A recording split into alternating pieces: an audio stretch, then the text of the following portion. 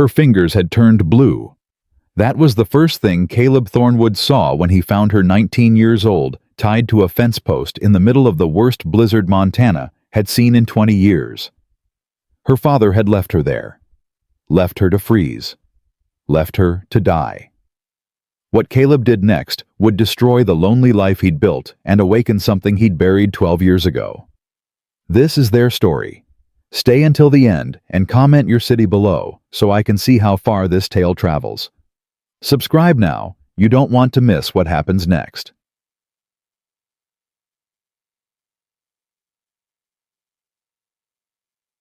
Batuoy. The screaming started just past midnight. Caleb Thornwood sat up in bed, his hand already reaching for the rifle beside his pillow. 12 years of living alone had taught him to sleep light and wake fast. He listened, heart-pounding, wondering if he'd dreamed it. Then it came again. High and thin, cutting through the howl of the blizzard like a knife through canvas. Human. Female. Terrified. He threw off his quilts and grabbed his coat, shoving his feet into boots without bothering with the laces. The cabin door fought him when he pushed it open. Snow had drifted 3 feet high against the frame. He shouldered through, gasping, as the wind hit him like a physical blow. 20 below zero, maybe colder. The kind of cold that killed livestock and froze men solid where they stood. The scream came again, and Caleb ran. He couldn't see more than 5 feet in front of him. The snow came sideways hard as buckshot, stinging his face and blinding him. He followed the sound, stumbling through drifts that reached his thighs, his lungs burning from the frozen air. "Help me! Please, God! Somebody help me!" Closer now, coming from near his eastern fence line, where the property bordered the old mining road. Caleb pushed harder, his legs screaming in protest. The voice was weakening. He could hear it fading, the screams turning to sobs, the sobs turning to whispers. "Please, please. I don't want to die." He almost ran right past her. She was tied to the fence post with rope, her arms wrenched behind her back and bound so tight the cord had cut through her sleeves into her skin. She wore nothing but a thin cotton dress, no coat, no gloves, no hat. Her dark hair was crusted with ice. Her lips had turned the color of bruises. "Jesus Christ," Caleb breathed. Her eyes opened. One of them anyway. The other was swollen shut, purple and black from a beating that couldn't have been more than a few hours old. "Please," she whispered through cracked lips. "Please don't hurt me anymore." "I ain't gonna hurt you." Caleb pulled his knife from his belt, sawing at the frozen rope. "I'm cutting you down. That's all. Just cutting you down." He said someone would find me. Find a use for me. Or the cold would...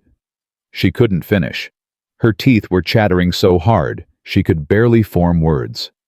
Who did this? The rope parted, and she collapsed forward. Caleb caught her before she hit the snow, shocked by how light she was. Like holding a bird. Like holding something already half dead. "Who the hell did this to you?" "My father." 2 words. Quiet as snowfall. Heavy as stone. Caleb lifted her without another word and started back toward the cabin. She didn't fight him, couldn't have, even if she'd wanted to. Her body had gone limp, surrendering to exhaustion and cold, and the simple fact that fighting hadn't saved her before and wouldn't save her now. The cabin appeared through the white chaos of the storm. Caleb kicked the door open and carried her inside, laying her down on the rug in front of the wood stove. He threw more logs on the fire, stoked it until the flames roared, then knelt beside her and started checking for frostbite.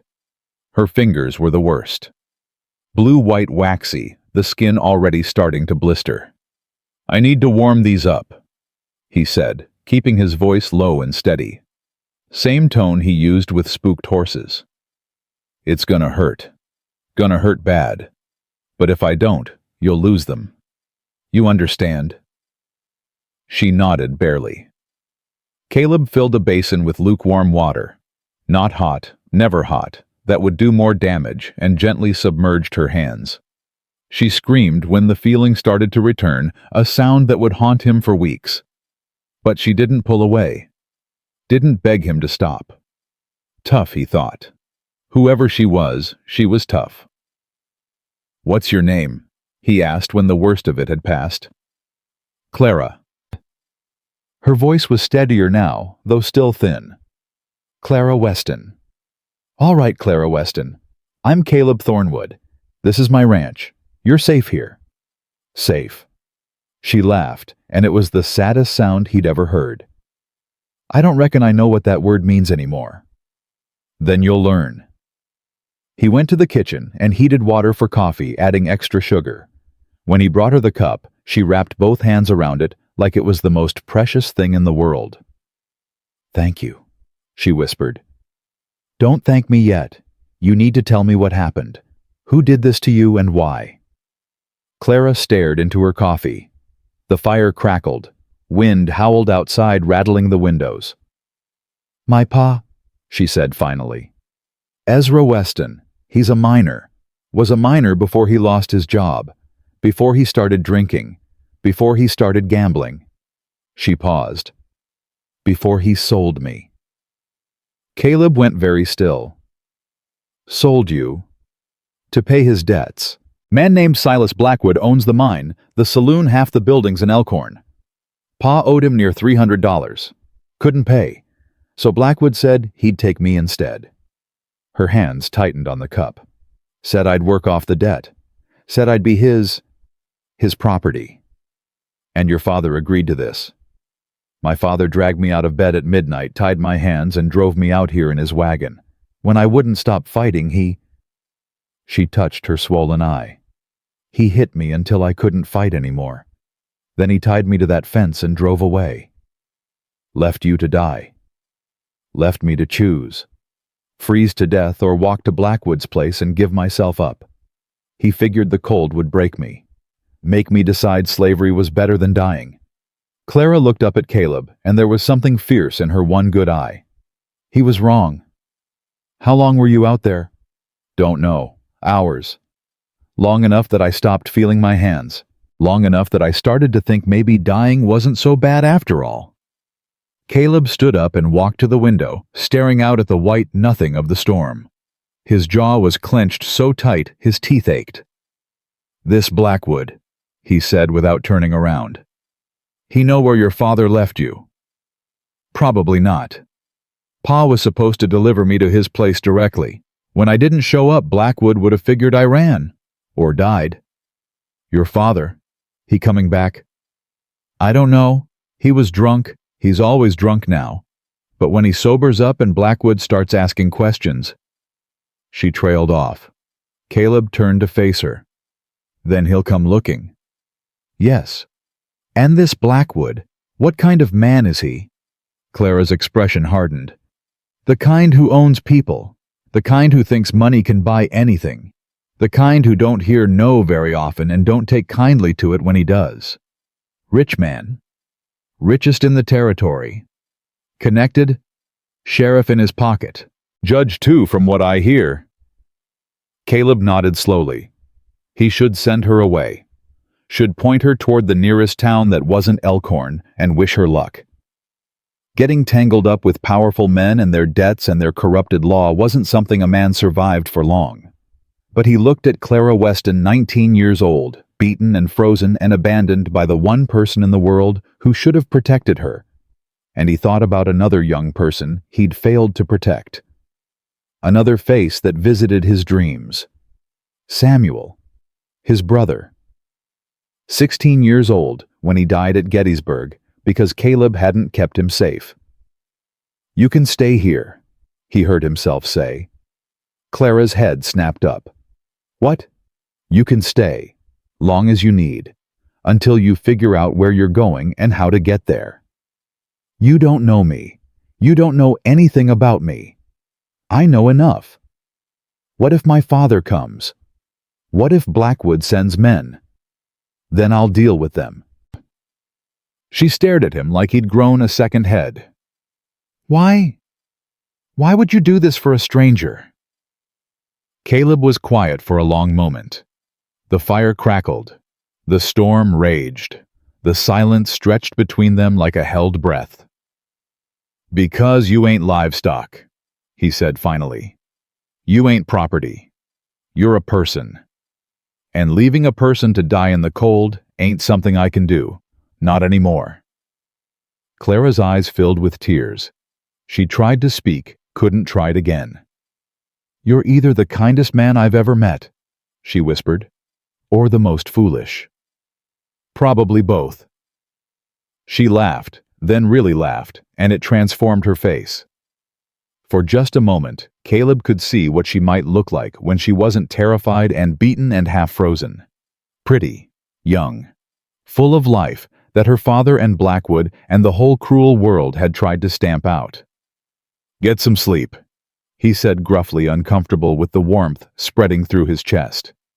You can have the bed. I'll take the floor by the fire. I can't take your bed. You can and you will. You've been through hell tonight. Least I can do is give you somewhere soft to recover. Clara opened her mouth to argue, then seemed to think better of it. She stood on shaky legs, and Caleb moved to steady her, his hand gentle on her elbow. The bedroom's through there, he said, pointing. Extra quilts in the chest if you get cold. There's a chamber pot under the bed if you need it. Don't try to go outside for anything, storm's too bad and you're too weak. Mr. Thornwood. Caleb, just Caleb. Caleb. She tested the name like it was something fragile. Why do you live out here alone? That's a story for another time. Fair enough. She hesitated at the bedroom door, looking back at him. I don't know how to thank you. I don't know how to... Don't need thanks. Just need you to rest. We'll figure the rest out come morning. She nodded, disappeared into the bedroom, and closed the door softly behind her. Caleb stood alone in his cabin, listening to the storm outside and the quiet sounds of Clara settling into his bed. He should feel intruded upon, should feel his carefully constructed solitude crumbling around him. Instead, he felt something he hadn't felt in 12 years. Purpose. He pulled a chair close to the fire and settled in to keep watch. Outside, the blizzard raged on. Inside, a broken girl slept in his bed, and a broken man sat guard in the darkness, both of them wondering if morning would bring salvation or destruction. Mud. Clara woke to silence. The storm had passed. Pale winter light filtered through the frost-covered window, and for a long, disorienting moment, she didn't know where she was. Then it all came rushing back, the cold, the rope, the fence post. Her father's face twisted with drink and desperation as he drove away and left her to die. And the stranger, the cowboy, Caleb Thornwood. She sat up slowly, wincing at the pain that flared through her body. Her hands were wrapped in clean bandages. Someone had changed her out of her frozen dress and into a man's flannel shirt that hung to her knees. The quilts piled on the bed were warm and heavy, and she realized with a start that she'd slept deeper than she had in years. The smell of coffee drifted under the door. Clara climbed out of bed and stood on unsteady legs. Her reflection in the small mirror on the wall made her flinch. Her face was a mess of bruises. Her eye was swollen, though not as badly as last night. Her lips were cracked and dry. But she was alive. She was alive, and that meant she had a chance. Clara opened the bedroom door and stepped into the main cabin. Caleb stood at the stove, his back to her, stirring something in a cast-iron pan. He'd changed clothes since last night, clean shirt, trousers, suspenders hanging loose at his sides. His dark hair was damp like he'd washed it. "Morning," he said without turning around. "Coffee's on the table. Eggs'll be ready in a minute." "You didn't have to cook for me." "Didn't have to do a lot of things. Did them anyway." Clara moved to the table and sat down carefully, wrapping her bandaged hands around the coffee cup he'd set out. The warmth felt like mercy. "How'd you sleep?" Caleb asked, finally turning to face her. "Better than I should have." "Good. You needed it." He slid a plate of eggs in front of her, then sat down across the table with his own. "Eat. You're gonna need your strength." "For what?" "For whatever comes next." They ate in silence for a few minutes. Clara was surprised to discover she was ravenous. She couldn't remember the last time she'd had a real meal. Her father had stopped buying food weeks ago, spending every penny he had on whiskey and cards. Storm cleared out around dawn, Caleb said eventually. Snow's deep, but the roads should be passable by tomorrow. Day after at the latest. Passable for who? Anyone who wants to travel them, including your father, including Blackwood's men. Clara set down her fork. You think they'll come? I know they'll come. Question is when and how many. Then maybe I should leave. Head for another territory before they leave and go where you got money, close a horse anywhere to go. No. Then you ain't leaving. Not yet. Caleb leaned back in his chair, studying her face. We got time. A day, maybe two, before the road's clear enough for travel. Time to plan. Time to figure out what we're dealing with. What we're dealing with is Silas Blackwood. And you don't deal with Silas Blackwood. You survive him if you're lucky. You don't if you're not.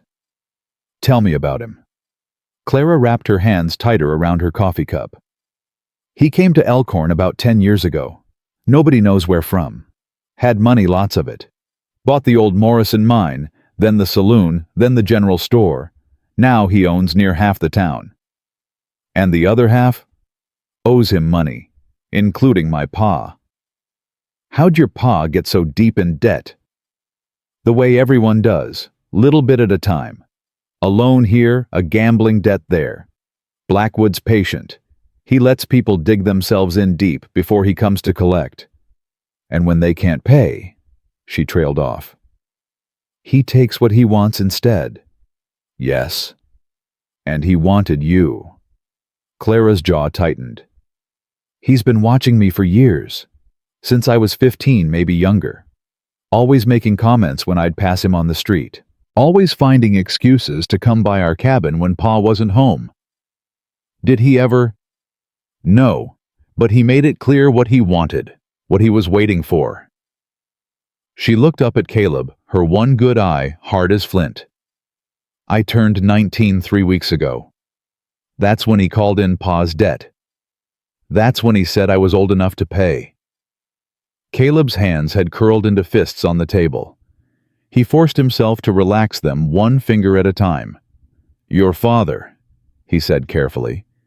He knew what Blackwood wanted when he agreed to the deal. He knew. And he agreed anyway. He said he didn't have a choice. Said Blackwood would kill him if he didn't pay. Said at least this way we'd both survive. Clara laughed bitterly. Then he tied me to a fence post in a blizzard and left me to freeze. I reckon his definition of survive is different than mine. Your mother, where is she? Dead.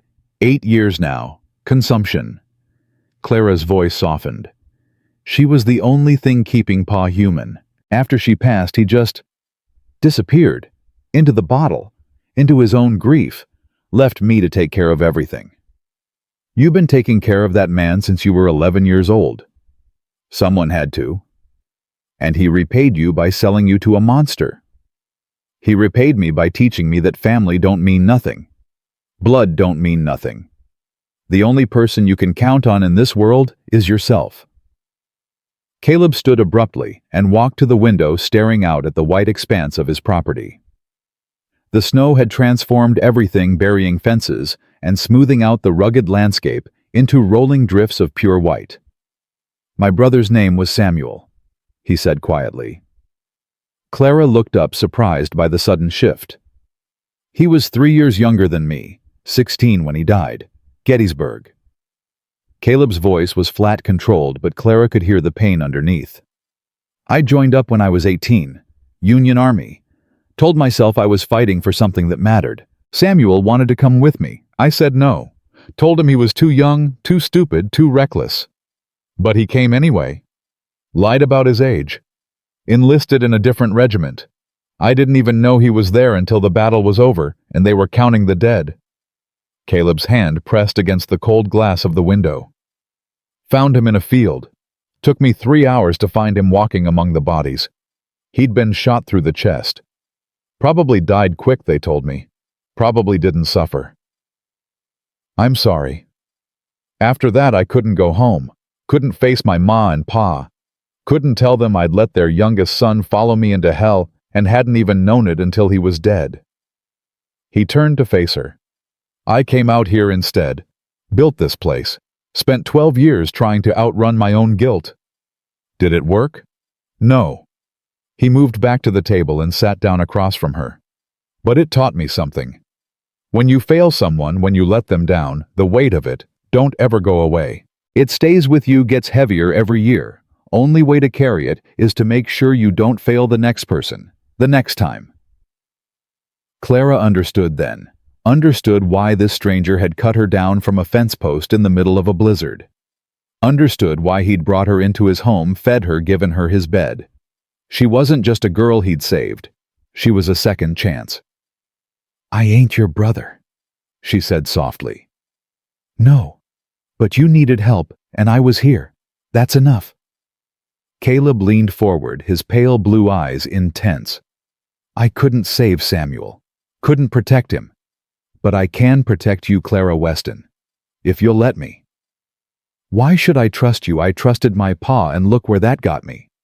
You shouldn't trust me, not yet. Trust is earned, not given. But I'm asking you to give me a chance, to stay here, to rest, to let me help you figure out what comes next, that's all. Clara looked at this man, this stranger, and saw something she hadn't seen in a long time. Sincerity, plain and simple and honest. All right, she said, I'll stay. For now. For now is enough. Bam. The day passed quietly. Caleb showed Clara where everything was, the pump for water, the root cellar for food, the woodpile behind the cabin. He gave her clothes from an old trunk, things that had belonged to a woman once, though he didn't say who. Clara didn't ask. She spent the afternoon by the fire wrapped in quilts watching Caleb work.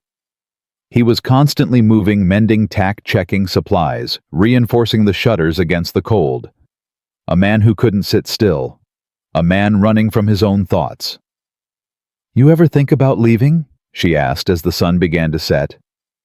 This place, no. Built it with my own hands. Buried my brother's memory under that big pine out back. Brought his ashes all the way from Pennsylvania after the war. He paused in his work. This is home. Only one I got. Must get lonely. Sometimes. But lonely is better than the alternative. What's the alternative? Letting people in, getting attached, then watching them leave one way or another. Clara pulled the quilts tighter around her shoulders. That's a sad way to live. Maybe, but it's safe. Safe ain't living. Safe is just surviving. Caleb looked at her, then really looked at her, and something flickered in his eyes. Recognition, maybe, or surprise. You're pretty wise for 19, he said. Grew up fast. Didn't have much choice. He nodded slowly, then went back to his work.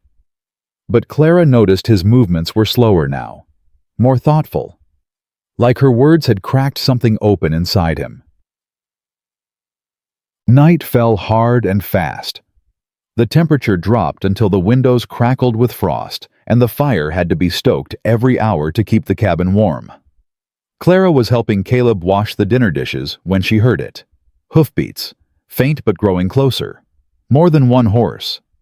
Caleb's head snapped up. He was moving before Clara could speak, grabbing his rifle from the rack above the fireplace, checking the load with practiced efficiency. Get in the bedroom, he said quietly. Don't come out no matter what you hear. Caleb. Now Clara. She went, her heart pounding so hard she could feel it in her throat. She closed the bedroom door and pressed her ear against the wood, listening. The hoofbeats stopped outside the cabin. A moment of silence. Then a voice, slurred and familiar, cut through the cold night air. Rosalie, Rosalie, I know you're in there. Her father. He'd called her by her mother's name. He always did when he was drunk enough to forget. Clara. He corrected himself. Clara, you come out here right now. She heard Caleb open the front door, heard him step out onto the porch. Help you. Caleb's voice was calm, steady, dangerous in its quietness. You got my daughter in there. Ezra Weston's words were thick with whiskey. I seen the tracks leading to your door. I know she's here. Depends. You the one who tied her to my fence and left her to freeze. A pause. Clara could imagine her father's face, surprised that someone knew, angry that someone cared. That ain't none of your concern. She's my daughter. My property. I got rights. She's 19 years old. That makes her an adult. And last I checked, you can't own a person in this country. Not since Lincoln freed the slaves. Don't you lecture me about rights. Ezra's voice rose, cracking with rage. You don't know nothing about what I've been through, what that girl put me through. She's the reason her mother's dead, the reason I... Stop. One word, quiet as a whisper, hard as iron. Your daughter near died tonight because of what you did. She's hurt, she's scared, and she's not going anywhere until she decides she wants to. The hell she's not. Silas Blackwood's got a claim on her. She belongs to him now. You give her up or there'll be trouble. There's already trouble. You made it the moment you tied an innocent girl to a fence post and drove away. Clara heard her father sputtering, heard him take a step forward. Then she heard the distinctive click of a rifle being cocked. I'd think real careful about your next move, Caleb said. Silence stretched out long and tense. Clara pressed her hands against the door, trembling. This ain't over, Ezra finally said. Blackwood'll hear about this. He don't take kindly to people stealing what's his. She ain't his. She ain't yours. She belongs to herself. Now get off my property before I lose my patience. More silence. Then finally the sound of her father mounting his horse. The hoofbeats retreating into the night. Clara stayed frozen against the door, unable to move, unable to breathe. A minute passed. Then two. The bedroom door opened. Caleb stood there, rifle still in his hand, his face unreadable. He's gone, he said. He'll come back. Probably. With Blackwood and whoever else they can scrape together. Then I should leave, before people get hurt because of me. Clara. Caleb set the rifle down and stepped closer. Look at me. She raised her eyes to his. Your father left you to die. This Blackwood wants to own you like property. Neither of them deserve a single thing from you. Not your obedience, not your sacrifice, not your guilt. But if you get hurt, then I get hurt protecting someone worth protecting. That's my choice, not yours to make for me. Tears spilled down Clara's cheeks. She couldn't help it, couldn't stop them. I don't understand, she whispered. Why would you do this? Risk everything for a stranger. Caleb was quiet for a moment. Then he reached out and gently took her bandaged hands in his. Because 12 years ago I failed someone who needed me. I've been living with that failure every day since. Carrying it. Drowning in it. He met her eyes. You're my chance to do something right. To be the person I should have been for Samuel. I ain't letting you go without a fight. Clara looked at this man, this lonely cowboy, with his haunted eyes and his careful kindness, and felt something shift inside her chest. Hope. Small and fragile and terrifying, but there nonetheless. All right, she said softly. We fight. Caleb nodded. Something like a smile touched his lips. We fight. Outside, the winter wind howled across the frozen prairie. Inside, two broken people stood together in the firelight, making a pact that would change both their lives forever. The storm was over. But the real battle was just beginning. Temporarily. The next 3 days passed in a strange kind of quiet. Clara's bruises faded from purple to yellow, and the feeling returned fully to her fingers, though they ached when the temperature dropped. She moved through Caleb's cabin like a ghost, at first uncertain of her place, apologizing every time she touched something or sat in a chair that wasn't hers. Caleb noticed, but said nothing. He gave her space, let her find her own rhythm in the small cabin they now shared. He cooked breakfast. She insisted on cooking dinner. He chopped wood. She mended his shirts with needle and thread she found in an old sewing box. On the third morning, Clara woke before dawn and found Caleb already up, standing at the window with his rifle across his chest. Something wrong? She asked, her voice thick with sleep. Riders, 3 of them, Coming up from the South Road. Clara's stomach dropped. She moved to the window and peered out into the gray pre-dawn light. 3 figures on horseback, still distant, but approaching steadily. Blackwood? Can't tell yet. Could be anyone. But his grip on the rifle said he didn't believe that. What do we do? You stay inside, away from the windows. I'll handle whoever it is. Caleb? Clara. He turned to face her, and his expression was hard. These men, whoever they are, they're coming here because of me. Because I took something they think belongs to them. That makes this my fight. I ain't something. I'm someone. I know that. But they don't. And until they learn different, you need to let me deal with them. Clara wanted to argue, wanted to tell him she wasn't some helpless damsel who needed protecting. But she saw the look in his eyes, the same look he'd had when he told her about Samuel, and she understood. This wasn't about her being weak. This was about him needing to do something right. Fine, she said. But if things go bad, I'm coming out. If things go bad, you run. Out the back through the trees down to Miller's Creek. There's an old trapper's cabin about 2 miles south. You hole up there until it's safe. I ain't leaving you. You will if I tell you to. Their eyes locked. Neither looked away. We'll see, Clara said finally. Caleb almost smiled. Almost. The riders drew closer. Clara retreated to the bedroom, but left the door cracked, watching through the narrow gap as Caleb stepped out onto the porch. The lead rider was a big man on a black horse, well-dressed in a way that seemed wrong for the frontier. Behind him rode 2 others, rough-looking men with guns on their hips and expressions that said they knew how to use them. Morning. Caleb said, his voice carrying clear across the frozen air. Help you gentlemen with something. The big man dismounted. He was older than Clara had expected, 50s maybe, with silver hair slicked back and a face that might have been handsome once before greed and cruelty carved deep lines into it. Silas Blackwood. Had to be. Mr. Thornwood, I presume. Blackwood's voice was smooth as oil. I don't believe we've had the pleasure. Can't say we have. My name is Silas Blackwood. I own the Elkhorn mine, among other enterprises. I know who you are. Then you know why I'm here. Blackwood smiled, but it didn't reach his eyes. I believe you have something that belongs to me. I don't have anything that belongs to anyone but myself. Now, let's not play games. Blackwood stepped closer, his boots crunching on the frozen ground. Ezra Weston owes me a considerable debt. In lieu of payment, he offered me his daughter. A business arrangement, nothing more. But it seems the girl has wandered off. She didn't wander. Her father tied her to my fence in the middle of a blizzard and left her to die. Something flickered in Blackwood's expression. Surprise, maybe, or annoyance that his version of events had been contradicted.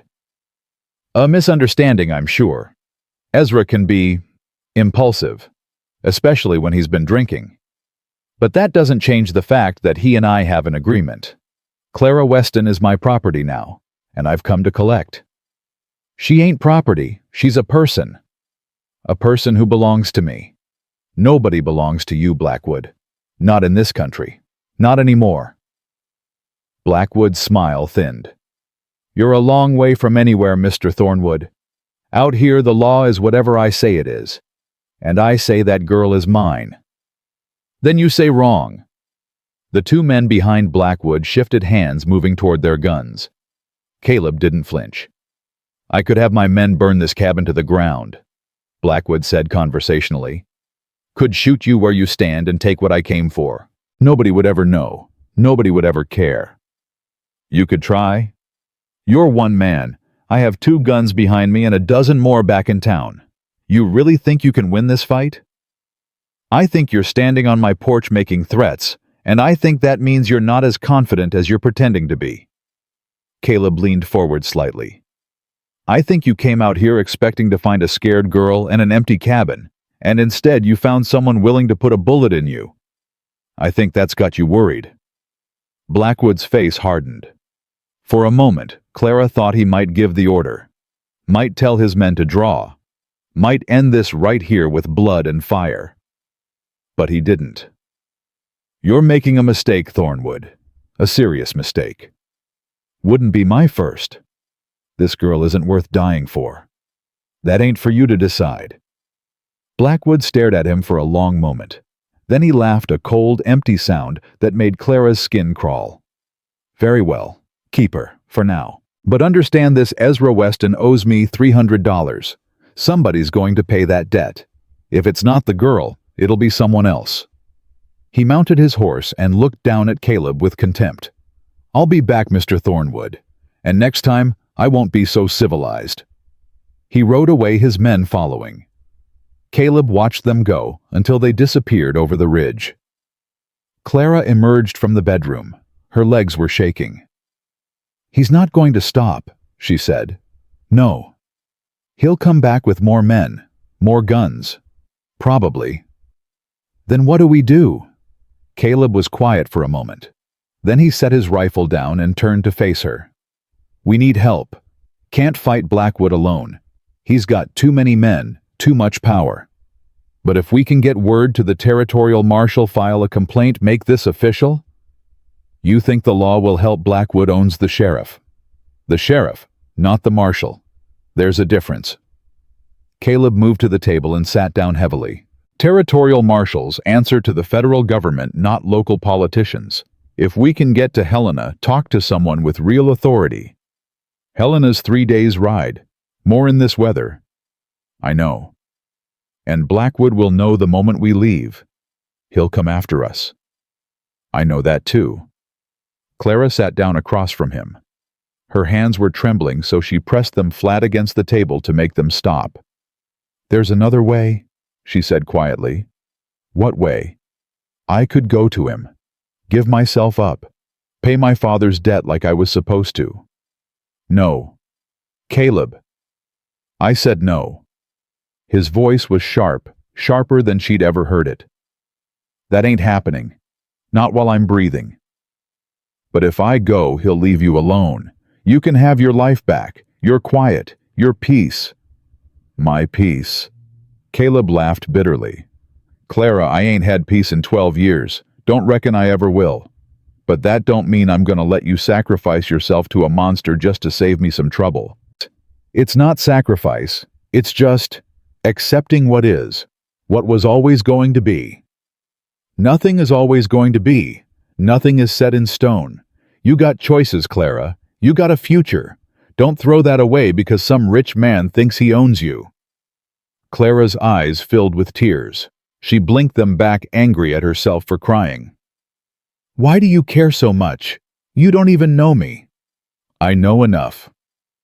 Caleb reached across the table and took her hands in his. His grip was warm, strong, steady. I know you're brave. I know you're smart. I know you survived 8 years of hell with a drunk father and came out the other side still fighting. That's more than most people could say. That's not... And I know that when I found you tied to that fence, half frozen and beaten, you still had fire in your eyes, still had fight in you. That's not something that can be bought or sold or owned. That's yours, Clara. Nobody can take it from you unless you let them. She stared at him, this strange man who'd appeared in her life like a miracle, and felt something crack open inside her chest. Something she'd kept locked away for so long she'd forgotten it existed. Hope. All right, she whispered. No giving up. No surrendering. No surrendering. Then we need a plan. Caleb nodded slowly.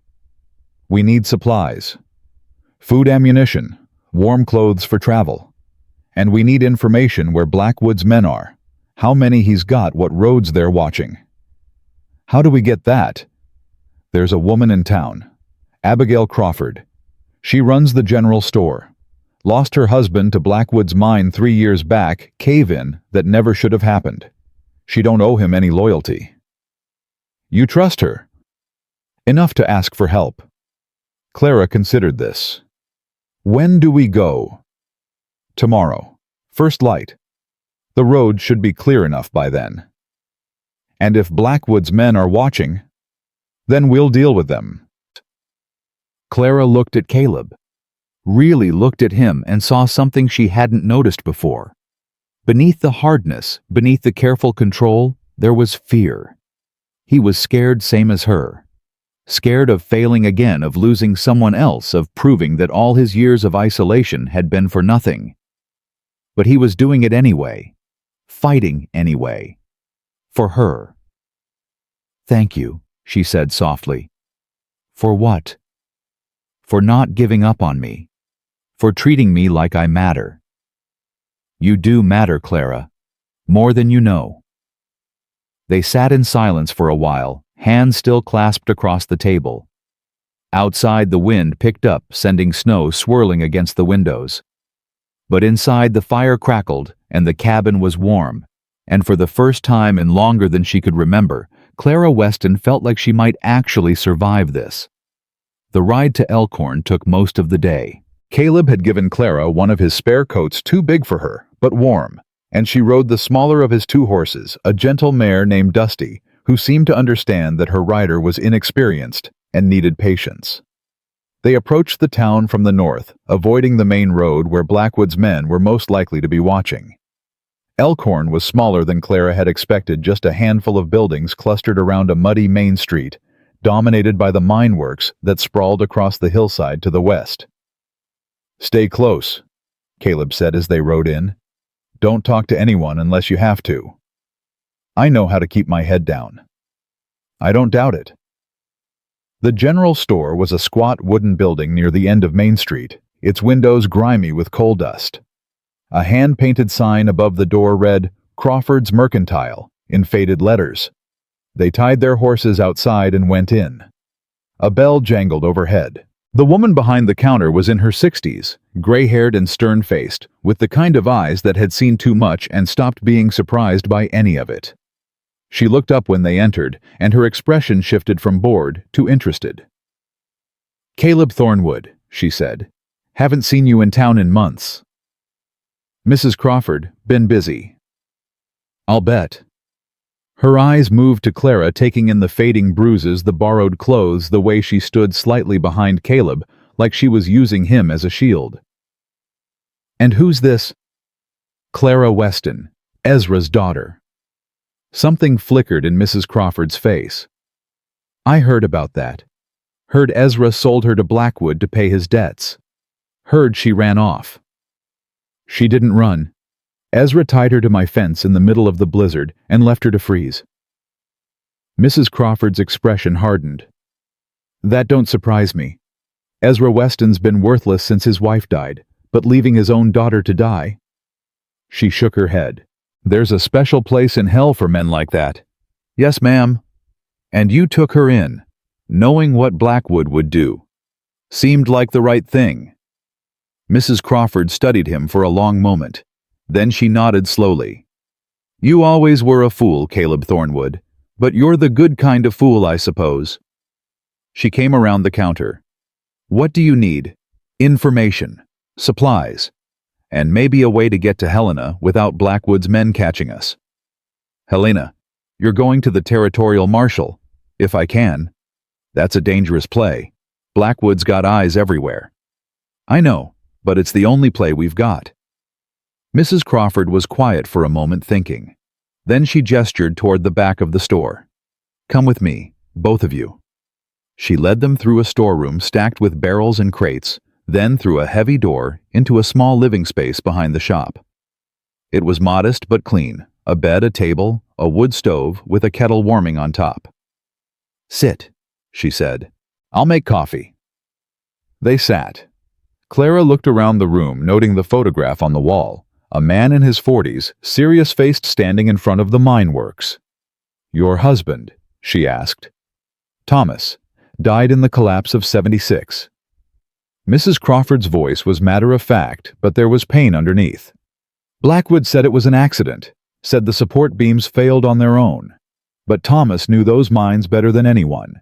He'd been warning Blackwood for months that the tunnels weren't safe. Blackwood didn't want to spend the money to shore them up." "I'm sorry." "Don't be sorry for me. Be sorry for yourself." Mrs. Crawford poured coffee and set cups in front of them. You've made a powerful enemy, girl. Blackwood don't forgive, and he don't forget. He'll hunt you until he gets what he wants, or one of you is dead. I know. Do you? Because I've seen what that man does to people who cross him. I've seen bodies pulled out of mines and rivers and shallow graves. I've seen families destroyed, businesses burned, lives ruined. Blackwood ain't just rich, he's evil, pure and simple. Clara felt the fear rising in her chest, but she pushed it down. Then help us stop him. Mrs. Crawford looked at her with something like surprise. Stop him, girl. You can't stop a man like Blackwood. Best you can do is survive him. I've been surviving my whole life. I'm tired of it. I want to fight. Fighting gets you killed. Running gets you killed too. Just takes longer. The two women stared at each other. Something passed between them. Recognition, maybe. Understanding. Two women who'd been broken by the world and put themselves back together with nothing but stubbornness and spite. Well, Mrs. Crawford said finally, maybe you're tougher than you look. Maybe I am. Mrs. Crawford turned to Caleb. The North Road is being watched. Blackwood's got men posted at the Miller's Pass checkpoint, but there's an old mining trail that runs through the hills to the west. It's rough going, barely more than a game path in some places, but it'll get you past the checkpoint without being seen. I know the trail, used it a few times when I first came to the territory. Good. Then you know it comes out near Widow's Peak, about 20 miles north of here. From there you can pick up the main road to Helena. What about supplies? I'll put together what you need. Food, ammunition, extra blankets. You can pick it up after dark, less chance of being seen. Caleb nodded. I appreciate this, Mrs. Crawford. I know you're taking a risk. I've been taking risks since the day I decided to stay in this godforsaken town. She looked at Clara. You take care of him, you hear? He's too stubborn to take care of himself. Yes, ma'am. And you? She turned back to Caleb. You take care of her. That girl's been through enough. Don't let her down. I won't. They left the back room and returned to the store. Mrs. Crawford walked them to the front door, then paused. One more thing, she said quietly. Ezra Weston's been drinking at the saloon every night since the blizzard. Blackwood's keeping him close, probably using him to track Clara's movements. If Ezra sees you in town— He won't, Caleb said. We're leaving now. They stepped out onto the boardwalk. The sun was setting, painting the sky in shades of orange and red. The street was mostly empty, but Clara felt exposed anyway, like 1,000 eyes were watching her from every shadow. Come on, Caleb said. Let's get back before it gets dark. They were halfway to their horses when a voice called out from behind them. Clara! She froze. Her heart stopped. Her breath caught in her throat.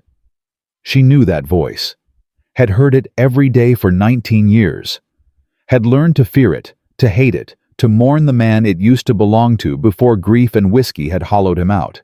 Clara turned slowly. Her father stood in the doorway of the saloon, swaying slightly, a bottle clutched in one hand. His eyes were red-rimmed, his clothes filthy. He looked like a corpse that hadn't realized it was dead yet. Clara, he said again, his voice cracking. Baby girl, you're alive. Pa, I thought the cold got you. I thought— He took a stumbling step forward. I'm sorry, baby. I'm so sorry. I didn't mean for it to go that way. I was drunk. I wasn't thinking straight. You know how I get when I'm— Stay back. Ezra stopped. Hurt flickered across his ravaged face. Clara, please. I'm your father. I love you.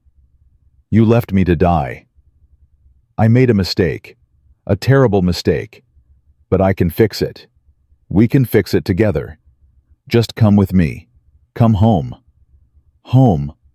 Clara's voice rose. What home you sold me to pay your gambling debts? You tied me to a fence in a blizzard.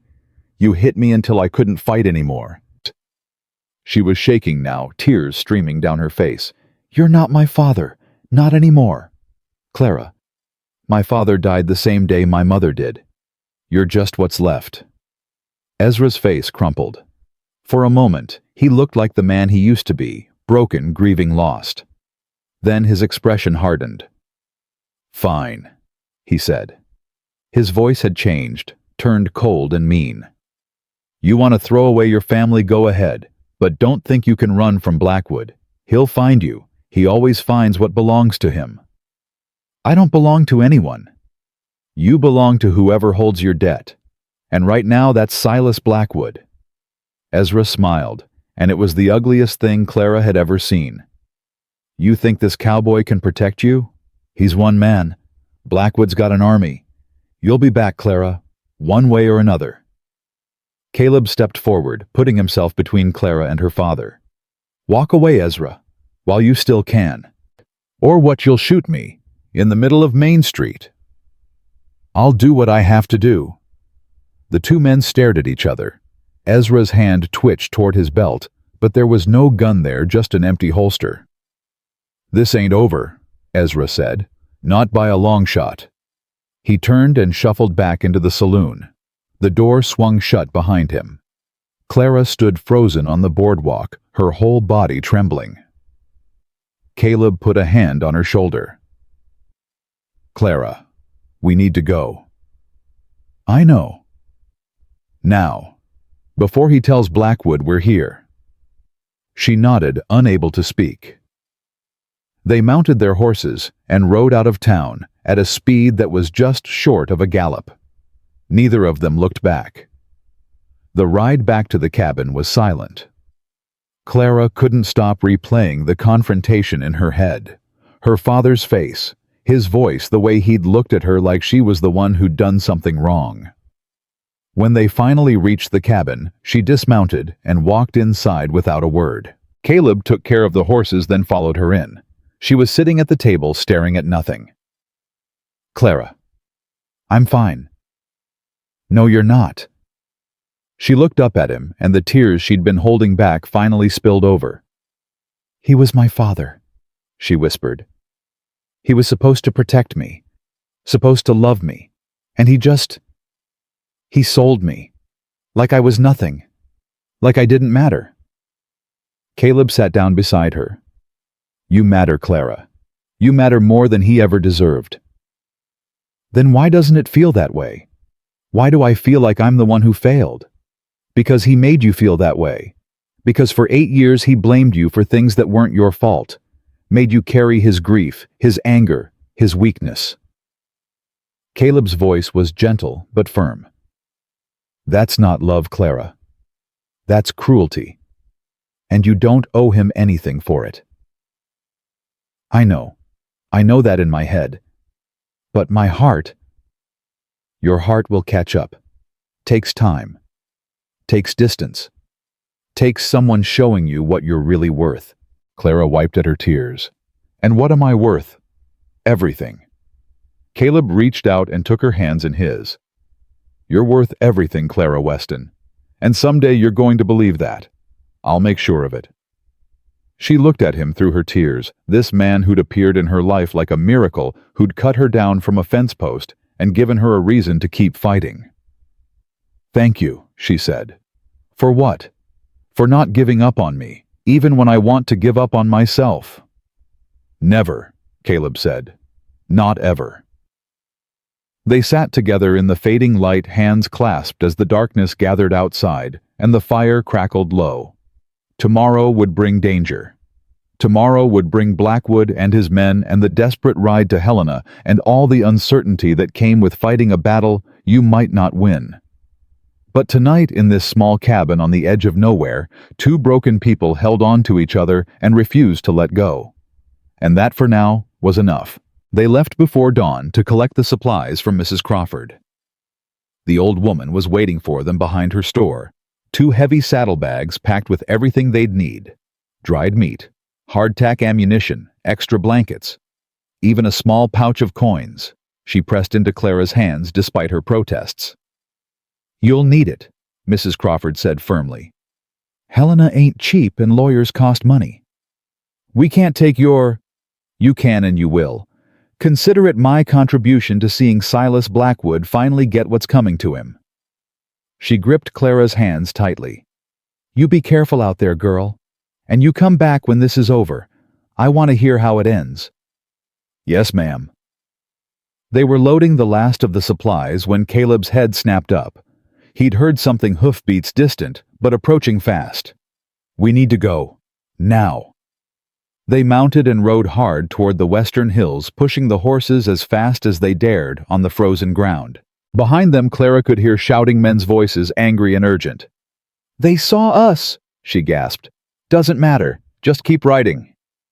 The mining trail Mrs. Crawford had told them about was barely visible under the snow, but Caleb found it anyway, guiding them up into the hills where the terrain grew rough and the trees grew thick. The shouting faded behind them, swallowed by distance and the muffling blanket of snow. They rode for hours. The sun climbed higher, weak and pale through the overcast sky. Clara's fingers went numb inside her gloves, and her legs ached from gripping the saddle. But she didn't complain, didn't slow down, just kept her eyes on Caleb's back and followed. It was past noon when he finally called a halt. They'd reached a small clearing beside a frozen creek, sheltered from the wind by a ring of tall pines. "We'll rest here," Caleb said, dismounting. "Water the horses, eat something, then push on." Clara slid off Dusty's back, her legs nearly buckling when they hit the ground. Caleb was beside her in an instant, steadying her. "You all right?" "Just tired. I'll be fine." "You're tougher than you look, Clara Weston." "Keep telling me that. Maybe I'll start believing it." They ate in silence, chewing on dried meat and hardtack that tasted like sawdust. The horses drank from a hole Caleb broke in the creek ice.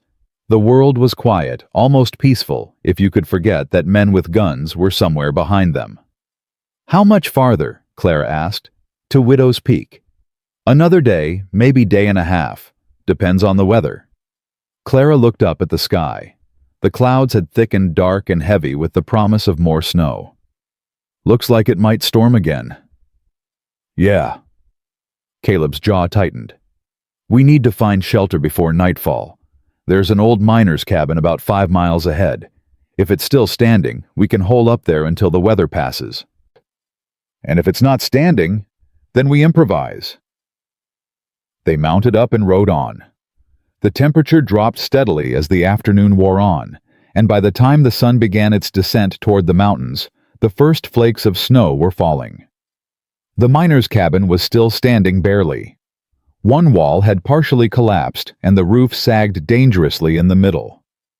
But it had 4 walls and a door that closed, and right now that was enough. Caleb built a fire in the old stone fireplace while Clara unpacked their supplies.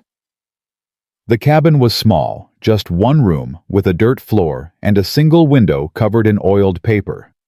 But the fire warmed it quickly, and soon the chill began to ease from Clara's bones. "Storm's getting worse," Caleb said, peering out through a crack in the door. "Might be here a while." "How long?"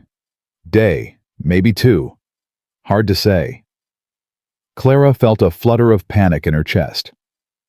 "But Blackwood's men can't track us in a blizzard any better than we can travel in one. If we're stuck here, so are they. And if the storm clears before we're ready, then we move fast." Caleb turned to face her. "We've got food. We've got shelter.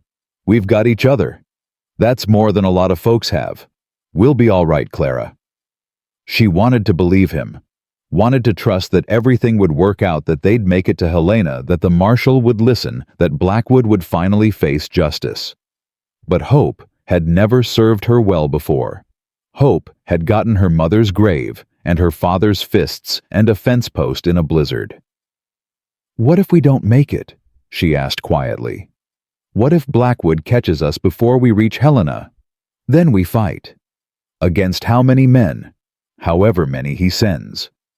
"That's not a plan, Caleb. That's suicide." "Maybe." He sat down beside her close enough that their shoulders almost touched. "But I'd rather die fighting than live running. Wouldn't you?" Clara thought about it. Thought about the life she'd had before, the constant fear, the endless labor, the slow erosion of everything she'd once hoped to be. Thought about what it would mean to go back to that, to surrender to Blackwood, to become the thing he wanted her to be. "Yes," she said finally. "I would." "Then stop worrying about what might happen, and focus on what we can control. Right now, that's staying warm, staying fed, and staying alive until this storm passes. And then we keep going. One step at a time, 1 mile at a time, until we get where we're going or we can't go any further." Clara looked at him, this strange, stubborn, broken man who'd appeared in her life like an answer to a prayer she'd stopped believing in. She didn't understand him, didn't know why he'd risked everything for a girl he barely knew. But she was grateful, more grateful than she'd ever been for anything. "Caleb." "Yeah? Thank you. For everything." He smiled, really smiled for the first time since she'd met him. It transformed his face, made him look younger, softer, almost handsome. "Don't thank me yet. We've still got a long way to go." The storm raged through the night and into the next day. Wind screamed through the gaps in the cabin walls, and snow piled up against the door, until Caleb had to force it open just to check on the horses in the lean-to they'd rigged behind the cabin. They passed the time talking. Clara told Caleb about her mother, how she used to sing while she worked, how she'd taught Clara to read using an old Bible, how she'd held on for 3 years after the consumption diagnosis, because she couldn't bear to leave her daughter alone with Ezra. "She knew," Clara said softly. "She knew what he'd become, what he was becoming. She made me promise right before she died, 'Promise me you'll survive, Clara. Promise me you'll find a way out.' And you did. I survived. I'm not sure that's the same thing as getting out." "It's a start." Caleb told her about Samuel, the little brother who'd followed him everywhere, who'd worshipped him like a hero, who'd lied about his age and enlisted in a different regiment because he couldn't stand the thought of Caleb going to war without him. "I was so angry when I found out," Caleb said. "Tracked him down the night before Gettysburg. Told him to go home, told him he was too young, too stupid, too reckless. He just laughed. Said he wasn't leaving me. Said brothers stuck together. And then the battle started. 3 days of hell. When it was over, I went looking for him." Caleb's voice cracked. "Found him in a field. Took me 3 hours. He was just lying there, like he was sleeping." Clara reached out and took his hand. He didn't pull away. "I carried him off that field myself. Wouldn't let anyone else touch him. Wrote to our parents, told them what happened. Never went home after that. Couldn't face them." "Do they know you're alive?" "I send money sometimes, never a return address. Figure it's better that way." "Better for who?" Caleb was quiet for a long moment. "I used to think it was better for them. Now I'm not so sure." The fire crackled. The wind howled. Clara held Caleb's hand and didn't let go. "You should go back," she said. "After this is over. You should see them." "Maybe. Not maybe. You should." She turned to face him. "Your brother died, Caleb. That's a tragedy. But you're still alive. And somewhere out there, your parents are wondering what happened to their other son. Don't you think they deserve to know? I failed them. I failed Samuel. You were 19 years old. You couldn't have known he'd follow you. You couldn't have stopped him if you'd tried. I could have. You couldn't. He made his choice, same as you made yours, same as I made mine." Clara squeezed his hand. "We can't control what other people do. We can only control what we do. And running away from the people who love you, that's not honoring Samuel's memory. That's just punishing yourself." Caleb stared at her like he was seeing her for the first time. "When did you get so wise?" "I've had a lot of time to think. Not much else to do when you're taking care of a drunk and praying every night that tomorrow won't be worse than today." "I'm sorry. For what you went through." "Don't be sorry. Just help me make sure it wasn't for nothing." By the second day, the storm had begun to ease. The wind died down, the snow slowed to occasional flurries, and pale sunlight broke through the clouds. They'd be able to travel again by morning.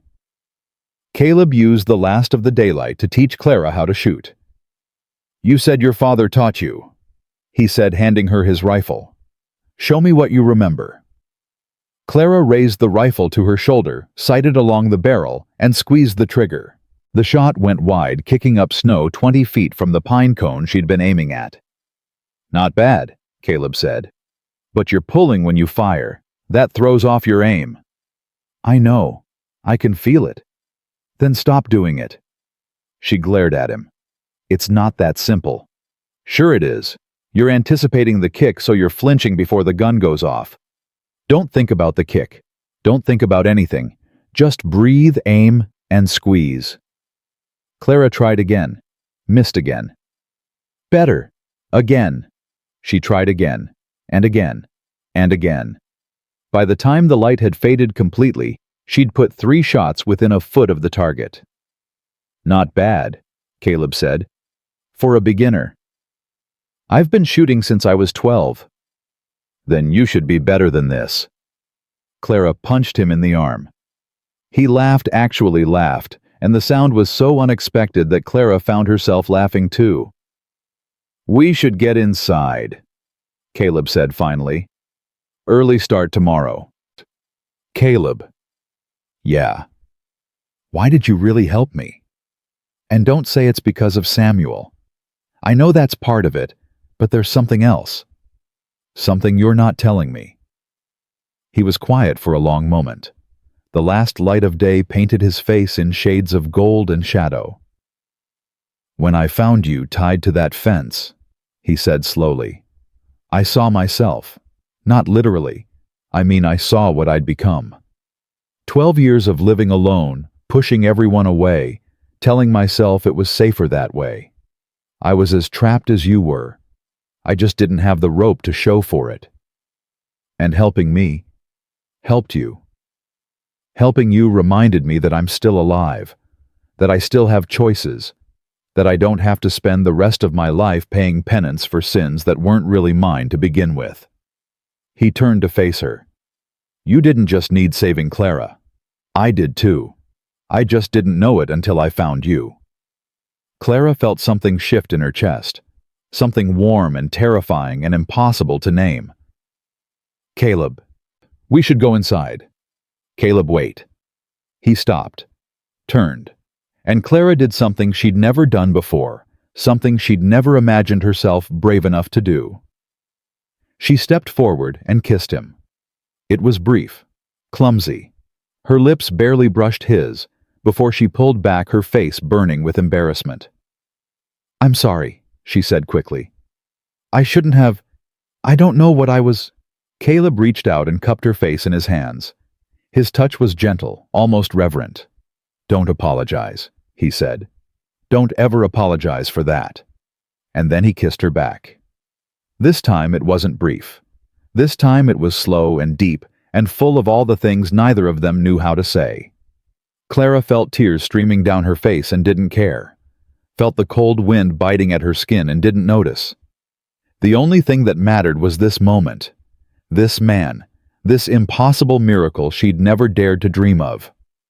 When they finally pulled apart, Caleb rested his forehead against hers. "Clara Weston," he said softly, "what am I going to do with you? Keep me safe, help me fight, and maybe—" She hesitated. "Maybe let me stay. After all this is over. If you want me to." "If I want you to." He laughed softly. "Clara, I've been alone for 12 years. I didn't think I'd ever want anything again. But I want you. More than I've wanted anything since before the war. Then I'll stay. It won't be easy. This life, it's hard, lonely, dangerous. I know, but I'd rather have hard with you than easy without you." He pulled her close, wrapping his arms around her like he was afraid she'd disappear if he let go. "Then you'll stay," he said. "For as long as you want. Forever, if you'll have me." Forever sounds about right. They stood there in the fading light, holding each other, two broken people finding something whole.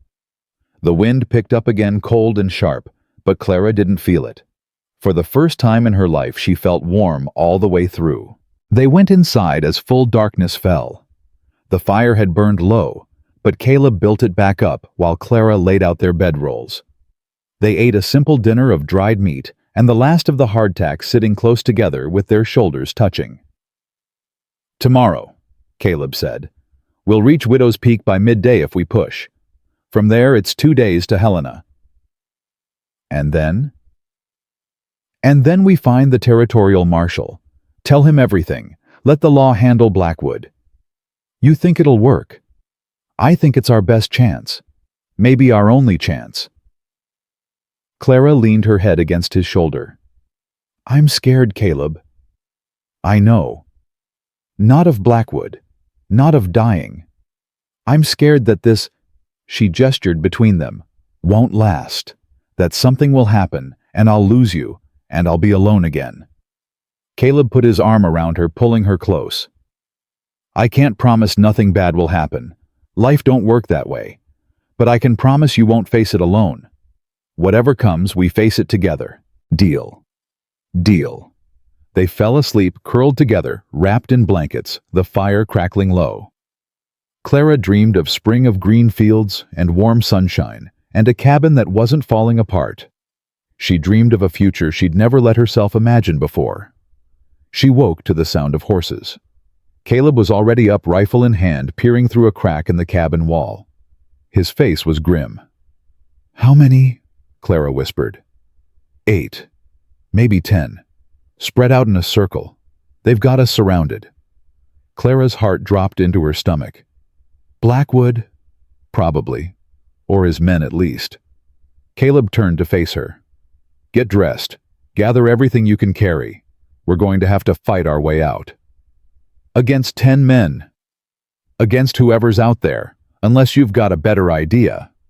Clara didn't. She pulled on her boots, her coat, her gloves, grabbed the pistol Caleb had given her, and checked the load. 5 shots. 5 chances. "There's a back way out," Caleb said quietly. "Half collapsed, but I think we can squeeze through. If we can make it to the trees. They'll see us. Maybe. But staying here is death. At least out there we've got a chance." A voice called out from the darkness. "Thornwood, we know you're in there. Send out the girl, and we'll let you live." Caleb didn't answer. "Last chance, Cowboy. You've got 60 seconds to decide." Clara moved to Caleb's side. "Maybe I should." "No." "But if it saves your—" "I said no." He grabbed her hand, his grip fierce. "We go together, or we don't go at all. That was the deal, remember?" "I remember." "Then trust me. We're getting out of this. Both of us." The 60 seconds ticked by in silence. Then the shooting started. Bullets punched through the cabin walls, sending splinters flying. Clara dropped to the floor, covering her head. Caleb returned fire through the window, once, twice, 3 times. A scream from outside told her at least one shot had found its mark. "Move!" Caleb shouted. "Now!" They crawled toward the back of the cabin, where a section of wall had collapsed into a narrow gap. Caleb went first, squeezing through the opening, then reaching back to pull Clara through. The cold hit her like a slap. The snow was knee-deep here, and the moon had risen, turning everything silver and shadow. Gunfire echoed behind them as Blackwood's men continued shooting at the cabin, not yet realizing their quarry had fled. "The trees!" Caleb gasped. "Go!" They ran. Clara's lungs burned. Her legs screamed. Snow grabbed at her feet with every step, trying to drag her down. But she kept going, kept fighting, kept moving. They reached the tree line just as someone shouted behind them. "There! They're running!" More gunfire. A bullet whined past Clara's ear. She dove behind a thick pine, Caleb right beside her. "Keep going," he said. "Straight ahead. Don't stop for anything." "What about you?" "I'll cover you." "Caleb, go." Clara went. She ran through the dark forest branches, clawing at her face, snow filling her boots.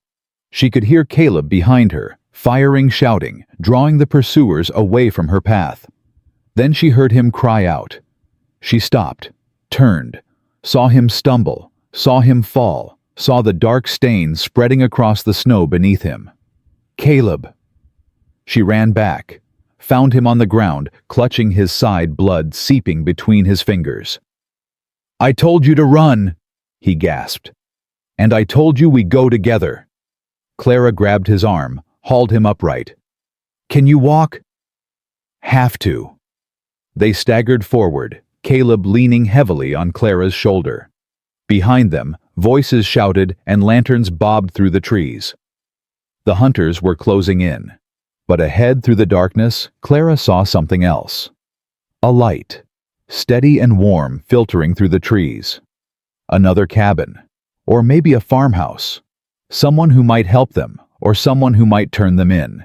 Either way, it was their only chance. "Come on," Clara said. "Just a little further." Caleb gritted his teeth and kept walking. Blood dripped onto the snow behind them, leaving a trail that their pursuers would easily follow. But right now, all that mattered was reaching that light. All that mattered was staying alive. The light belonged to a farmhouse, small but solid, smoke rising from its chimney into the frozen night sky. Clara half-dragged, half-carried Caleb the last 100 yards, her arms burning, her breath coming in ragged gasps. Behind them, the sounds of pursuit had faded. Blackwood's men had lost the trail in the darkness, or they'd given up. Either way, Clara didn't care. All that mattered was getting Caleb inside. Getting him warm. Getting him help. She pounded on the door with her fist. "Please, someone help us, please." For a long, terrible moment, nothing happened. Then she heard footsteps. A bolt sliding back. The door opened a crack, and an old man's face appeared, weathered and suspicious. "Who's there?" "My name is Clara Weston. This man is Caleb Thornwood. He's been shot. Please, we need help." The old man's eyes moved from Clara to Caleb, taking in the blood, the pallor, the way he slumped against Clara, like he couldn't hold himself up anymore. "You got men chasing you?" "Yes, sir. Silas Blackwood's men." Something shifted in the old man's expression. He opened the door wider.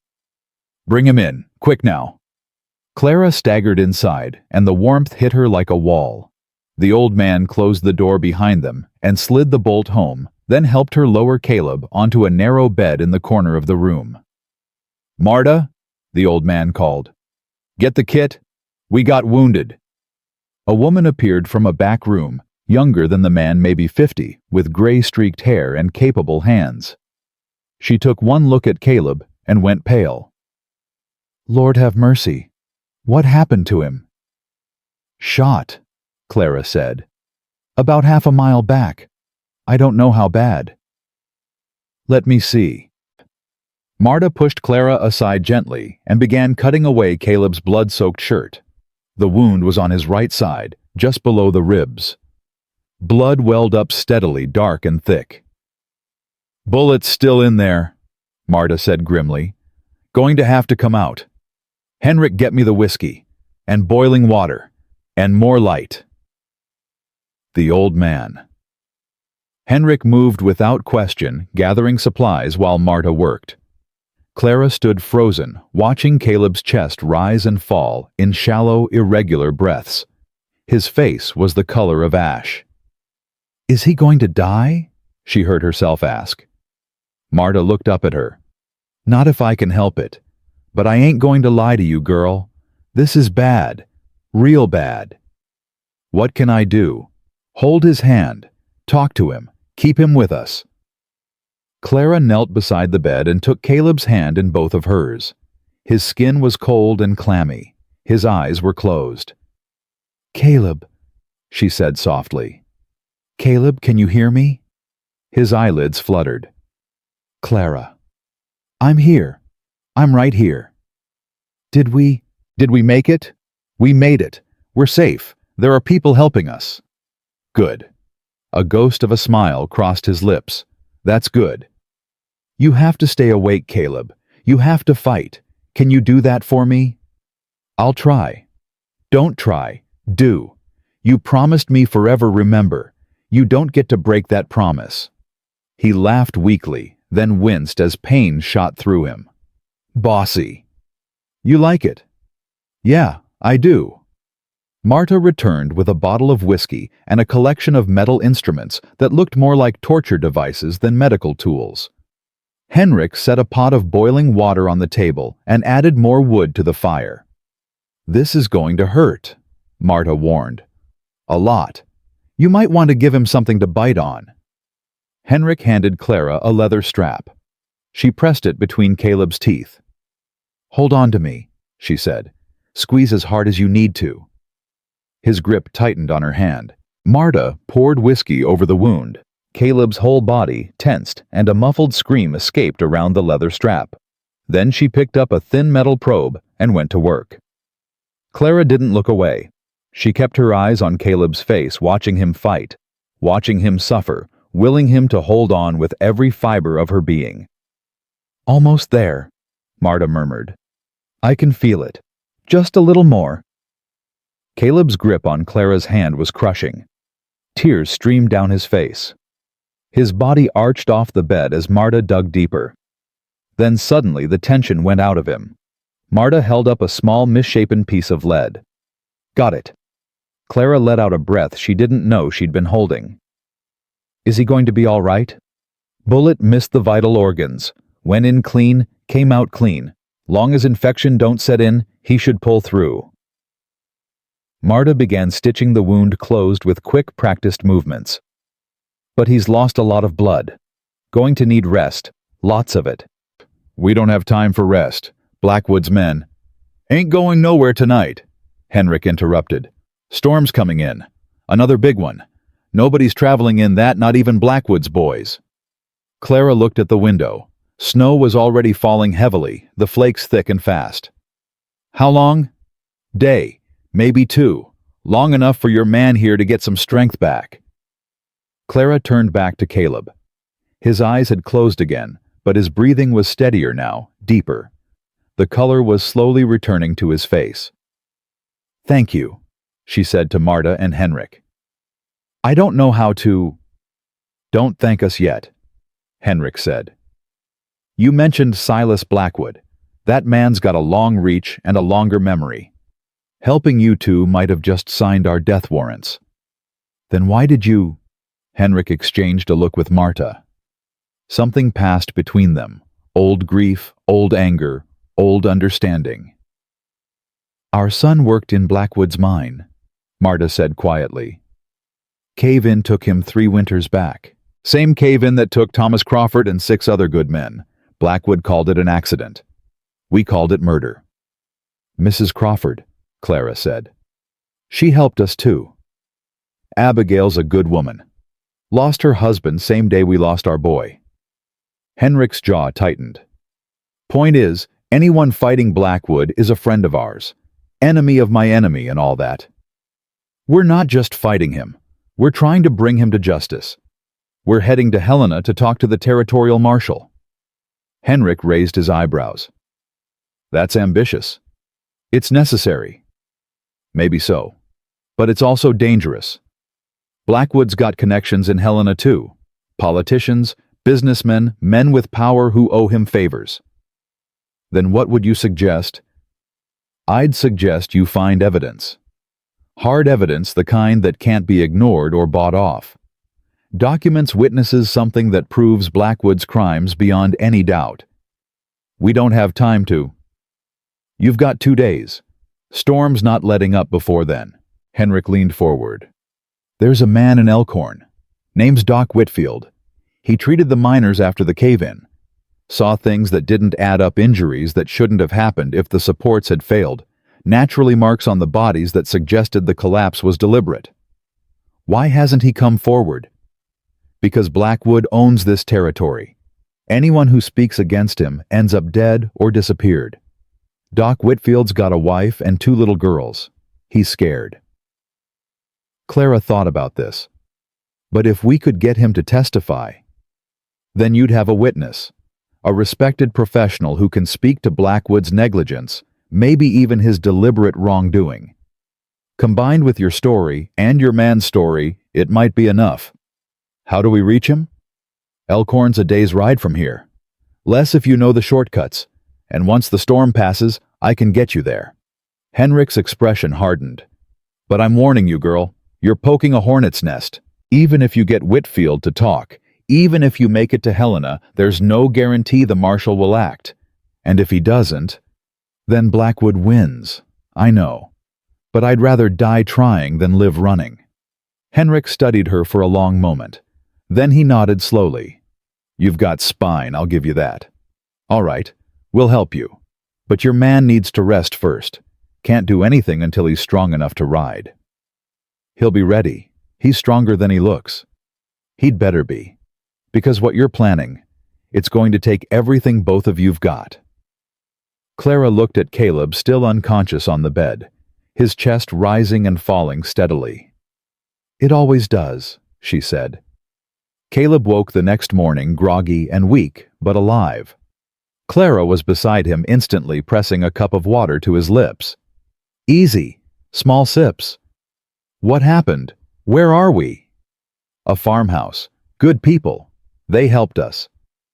Blackwood's men. Lost them in the storm. Henrik says they won't be able to travel until the weather clears. Caleb tried to sit up, winced, and fell back against the pillows. How bad am I? Bullet went clean through. Marta got it out. You lost a lot of blood, but she says you'll live. She a doctor. Farmer's wife. But she's patched up enough wounded animals to know what she's doing.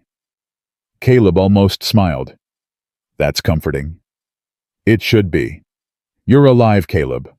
Against all odds, you're alive. He reached up and touched her face, his fingers gentle despite their weakness. Thanks to you. If you hadn't gotten me here. Don't think about that. I have to think about it. You could have left me. Could have run. Saved yourself. No, I couldn't. Clara. I couldn't, Caleb, because leaving you would have been the same as dying. Do you understand? You're not just some man who helped me. You're everything. Everything I've been hoping for my whole life without knowing I was hoping for it. Tears spilled down her cheeks. She didn't try to stop them. I love you, she said. I know it's too soon. I know we've only known each other a few weeks, but I love you and I'm not losing you. Not now. Not ever. Caleb was quiet for a long moment. Then he pulled her down and kissed her forehead, soft and tender. I love you too, he murmured. And you're right. It's too soon. It's crazy. It's probably the most foolish thing either of us has ever done. But I don't care. I love you, Clara Weston. And when this is over, I'm going to marry you. If you'll have me. If I'll have you. She laughed through her tears. Caleb Thornwood, I'd have had you from the moment you cut me down from that fence. I was just too scared to admit it. Then it's settled. We survive this, we get married. Deal. Deal. They stayed like that for a while, foreheads touching, breathing the same air. Outside the storm raged on, but inside everything was warm and quiet and impossibly wonderfully still. The storm lasted another full day. Clara spent the time learning everything she could from Henrik and Marta, the shortcuts to Elkhorn, the layout of the town where Doc Whitfield lived and worked. She also helped around the farmhouse, grateful for something to do with her hands while her mind raced. Caleb improved steadily. By the second evening, he could sit up without help. By the third morning, he was walking slowly, carefully, but walking. You're pushing too hard, Clara warned. We don't have time for me to take it easy. We don't have time for you to tear your stitches open either. I'll be fine. You always say that. And I'm always right. Clara rolled her eyes, but she didn't argue. She knew he was right. They couldn't wait any longer. Every day they spent here was another day Blackwood had to regroup, to plan, to prepare. The storm broke on the fourth morning. The sky was clear and blue, and the sun shone bright on the fresh snow. It would have been beautiful if Clara hadn't known what it meant. Time to move. Henrik had prepared 2 fresh horses for them, his own animals, strong and well-rested. Marta packed supplies, food, bandages, a bottle of whiskey for emergencies. The shortcut to Elkhorn starts about a mile north of here, Henrik said as they mounted up. Follow the creek until you hit the old logging road. Take that east for about 6 miles, and you'll come out behind the church. Doc Whitfield's place is 3 buildings down on the left. Thank you, Clara said. For everything. Just make sure it counts for something. Make sure Blackwood pays for what he's done. We will. They rode out into the bright, cold morning. Clara glanced back once saw Henrik and Marta watching from their doorway, then turned and focused on the path ahead. They reached Elkhorn by midday. The town looked different in daylight, smaller, dirtier, more desperate than Clara remembered. They tied their horses behind the church out of sight and made their way through the back alleys to Doc Whitfield's place. Caleb knocked. Footsteps inside. The door opened a crack. Who's there? My name's Caleb Thornwood. This is Clara Weston. We need to talk to you about the mine collapse. The crack widened slightly. A man's face appeared 40s, bespectacled with the tired eyes of someone who'd seen too much suffering. The mine collapse was 3 years ago, and the men who died deserve justice. Whitfield stared at them for a long moment. Then he opened the door wider. Come in, quickly, before someone sees you. The inside of the house was modest but clean. A woman stood in the kitchen doorway, clutching 2 small girls to her sides. Whitfield's family. Clara understood immediately why he'd stayed silent. I know why you're here, Whitfield said once they were seated. I know what you're going to ask, and my answer is no. Doctor. No. I've got a wife. I've got children. Blackwood has made it very clear what happens to people who speak against him. I won't put my family at risk. Your family is already at risk, Clara said quietly. Every family in this territory is at risk as long as Blackwood has power. He'll keep squeezing, keep taking, keep killing until there's nothing left. Unless someone stops him. Then let someone else be that someone. There is no one else, just us. And we can't do it alone. Whitfield shook his head. You don't understand. Even if I testified, it wouldn't matter. Blackwood would buy off the judge, intimidate the jury, make the whole thing disappear. We're not going to local authorities, Caleb said. We're going to the territorial marshal in Helena, federal jurisdiction. Blackwood's influence doesn't reach that far. You think so? His influence reaches everywhere. Then help us reach further. Whitfield was silent. His wife stepped forward, the children still clinging to her. Jonas, she said softly. Maybe they're right. Maybe this is our chance. Our chance to get killed, you mean? Our chance to stop being afraid. She touched his arm. I'm tired, Jonas. Tired of looking over my shoulder. Tired of wondering when Blackwood will decide we know too much. At least this way we're fighting. Whitfield looked at his wife, at his daughters, at Clara and Caleb. The silence stretched. The collapse wasn't an accident, he said finally. I've known that for 3 years. The injuries I saw on those bodies. The support beams didn't fail. They were sabotaged. Cut partway through so they'd give way under stress. Clara leaned forward. Do you have proof? I kept samples. Wood shavings from the beams, photographs of the cut marks, my own medical notes detailing the inconsistencies. I've had them hidden ever since in case... He trailed off. In case there was ever a chance to use them. There's a chance now. Maybe. Whitfield stood and walked to a bookshelf.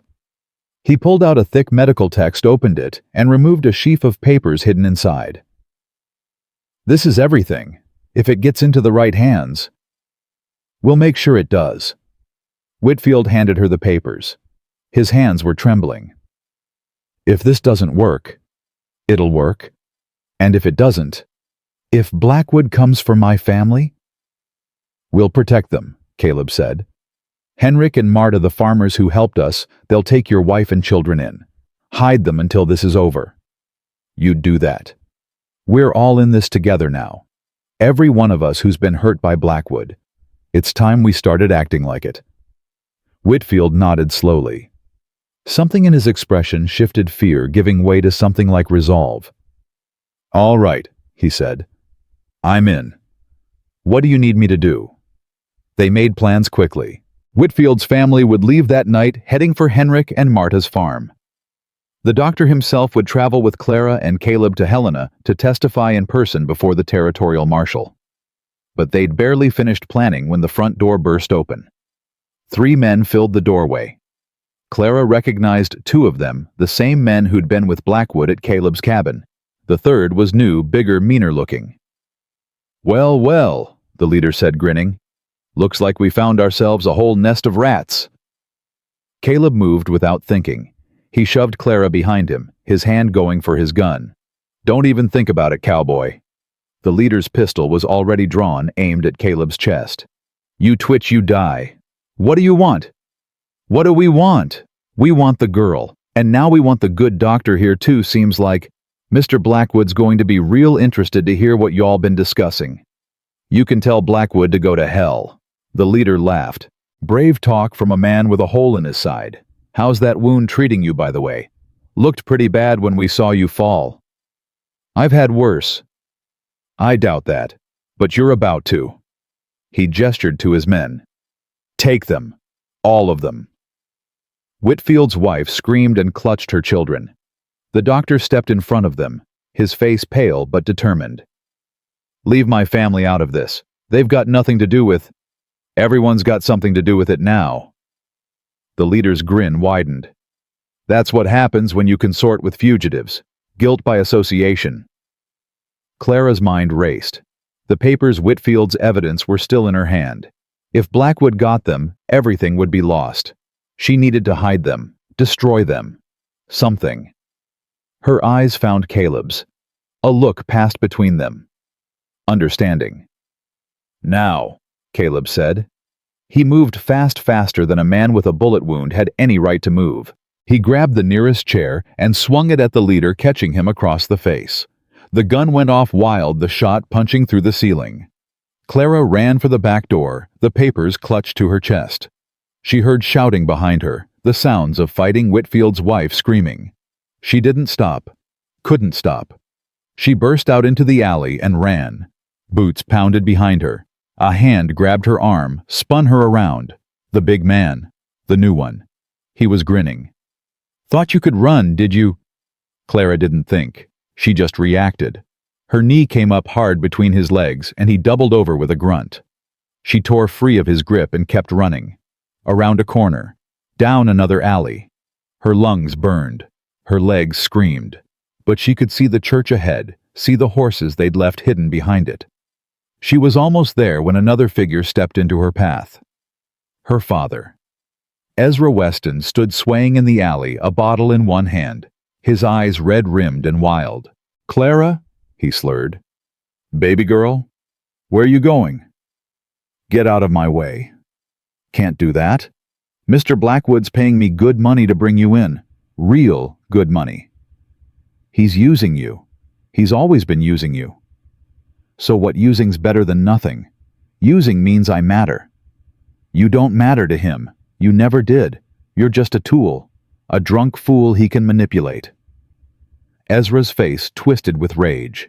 He lunged at her surprisingly fast for how drunk he was. Clara dodged, but her foot caught on a broken board, and she went down hard. The papers scattered across the muddy ground. "What's this?" Ezra bent to pick them up. "What's this you got here? Don't touch those. Looks important. Bet Blackwood would pay extra for these." Clara scrambled to her feet, but Ezra was already backing away, clutching the papers like a prize. "Pa, please. Those papers are evidence. They can bring down Blackwood. They can make things right." "Right." Ezra laughed bitterly. "Nothing's ever been right. Not since your mother died. Not since she left me alone with you." "She didn't leave you. She died. There's a difference." "Is there?" Either way, she's gone. Either way, I'm here. Drinking, gambling, selling my own daughter to pay my debts. His voice cracked. You think I wanted this? You think I planned to become this? Then change. Help us. Turn those papers over to the marshal instead of Blackwood. It's too late for that. It's never too late. For you, maybe. For me. He shook his head. For me, it was too late the day Martha died. Clara heard footsteps approaching. Blackwood's men. Coming fast. Pa, please. If you ever loved me, if you ever loved Ma, do the right thing. Just this once. Ezra stared at her. For a moment, just a moment, she saw something in his eyes. Something that might have been the father she'd known before grief and whiskey had hollowed him out. Then it was gone. I'm sorry, he whispered. He turned and walked toward the sound of the approaching men, the papers still in his hand. Clara watched him go, watched him disappear around the corner, watched her last hope vanish with him. Then she ran for the horses. She mounted up alone, tears streaming down her face, and rode hard for the hills. Behind her, Elkhorn grew small, then smaller, then disappeared entirely. She didn't know if Caleb was alive or dead. Didn't know what had happened to Whitfield and his family. Didn't know if anything they'd done had mattered at all. All she knew was that she was alone again, and the darkness was closing in. Clara rode until the horse couldn't run anymore. She didn't know where she was going, just away, just anywhere that wasn't Elkhorn, anywhere that wasn't the alley where her father had betrayed her for the last time. The sun set and rose again, and still she kept moving, stopping only when exhaustion finally pulled her from the saddle. She made camp in a shallow cave, barely more than an overhang of rock, and sat with her arms wrapped around her knees, shivering despite the small fire she'd managed to build. The night was cold and empty, and impossibly quiet. Caleb was probably dead. Whitfield and his family, too. And the evidence, the only thing that could bring Blackwood down, was in her father's hands, which meant it was in Blackwood's hands, which meant it was gone. She had nothing left. No plan. No hope. No one.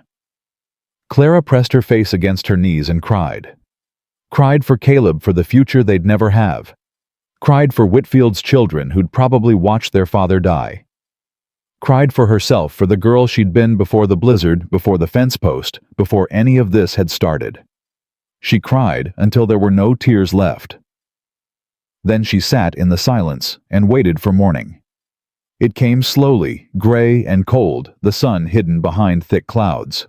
Clara forced herself to eat some of the dried meat from her saddlebag, though it tasted like nothing. She forced herself to check on the horse to make sure it was fed and watered. She forced herself to think. What now? Where could she go? Helena was still days away, and without evidence, without witnesses. What was the point? The territorial marshal would never believe her word against Blackwood's money and connections. She could run. Head for California or Oregon, or anywhere that wasn't Montana territory. Start over. Build a new life under a new name. Forget everything that had happened. But even as she thought it, she knew she couldn't. Running meant Blackwood won. Running meant Caleb died for nothing. Running meant she was still that scared girl tied to a fence post, choosing survival over dignity. She'd promised herself she was done running. Clara mounted her horse and turned toward Helena. The journey took 3 days. She traveled carefully, avoiding main roads, watching for Blackwood's men. She saw no one. Either they'd given up the chase, or they were confident she posed no threat without the evidence. Either way, she kept moving. Helena appeared on the 4th morning, spread out in a valley between snow-capped mountains. It was bigger than Clara had expected, a proper city with brick buildings and paved streets and people everywhere. She felt small and out of place as she rode in her borrowed clothes, dirty, her face gaunt from days of hard travel. The territorial marshal's office was near the center of town, a solid stone building with an American flag flying from its roof. Clara tied her horse outside and stood on the steps for a long moment, gathering her courage. She had no evidence, no witnesses, nothing but her word and her scars. It would have to be enough. She pushed open the door. The man behind the desk looked up as she entered. He was in his 50s, gray-bearded with a stern face and sharp eyes. A badge gleamed on his chest. "Help you, miss. Are you the territorial marshal?" "Deputy Marshal William Hartley. Marshal Dawson's in Butte on business. Won't be back for a week." He studied her face. "You look like you've come a long way. And you look like you've got trouble." "I've got worse than trouble. I've got a story, and I need someone to believe it." Hartley gestured to the chair across from his desk. "Sit. Talk. I'm listening." Clara sat, and she talked. She told him everything. Her father, the debt, Blackwood, the fence post and the blizzard, Caleb finding her, saving her, protecting her, the attack on his cabin, the chase through the mountains, Whitfield and the evidence, the confrontation in Elkhorn. When she finished, Hartley was quiet for a long moment. His expression was unreadable. "That's quite a story," he said finally. "It's the truth." "I believe you. Problem is, believing ain't the same as proving." Without that evidence, the doc gathered without witnesses, willing to testify, all I've got is one woman's word against the richest man in the territory. So that's it. Blackwood wins. I didn't say that. Hartley leaned back in his chair. There's been rumors about Blackwood for years. Whispers about the mine collapse, about people who've gone missing, about debts that get collected in unusual ways. I've been waiting for something solid, someone willing to come forward. I'm coming forward. You are. But you're also one girl barely 20, with a story that sounds almost too terrible to be true. A good lawyer would tear you apart in court. Clara felt the hope she'd been building start to crumble. Then what do I do? You wait. You stay here where Blackwood can't reach you, and you wait. If there are other witnesses out there, other people who've been hurt by that man, they might come forward. Once word gets out that someone's finally fighting back. And if they don't, then we've got a harder road ahead, but we've still got a road. Hartley stood and extended his hand. You're brave, Miss Weston. Braver than most men I know. Whatever happens, I want you to remember that. Clara shook his hand. Thank you. Don't thank me yet. We've got a long way to go. She found lodging at a boarding house near the edge of town, paying for a week with the coins Mrs. Crawford had given her. The room was small but clean, and after days of sleeping on the ground, the narrow bed felt like paradise. She slept for 14 hours straight. When she woke, it was to the sound of shouting in the street below. Clara went to the window and looked out. A crowd had gathered around something. Someone and more people were streaming out of buildings to see what the commotion was about. Clara pulled on her boots and ran downstairs.